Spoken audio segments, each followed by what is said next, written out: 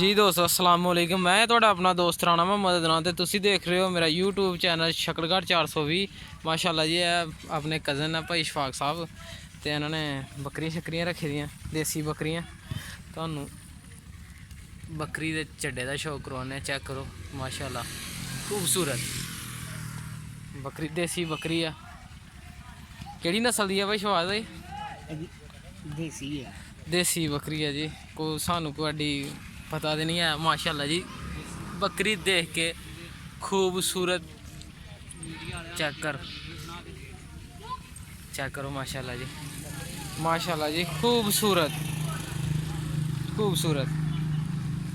थानू होर भी शौक कराने ऐसे बकरी दा है जी लेला है, लेला चेक करो।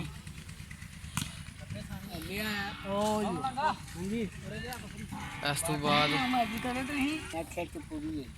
चेक करो जी माशाल्लाह जी ए भाई दे मालक ने ए ले लै इसदा ए ले लै दसदे पिओ पाओ जी तुसी बोका पा दो इनू।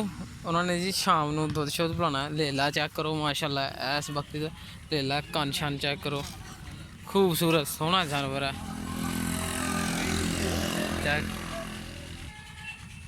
ए भाई जी उन्होंने को लैन शैन आए दे न, कोई सौदा भी करते पे न, खरीद भी सकते हैं इन्होंने को। चेक करो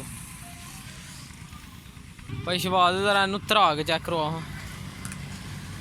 धरा के बकरी हर तरह हर हिसाब नाल तुसीं चेक कर सकते हो।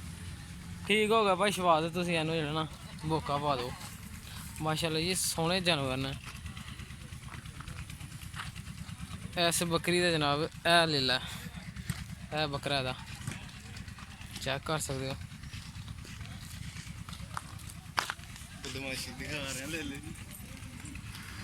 बकरी माशाल्लाह जी सोहनी बकरी है।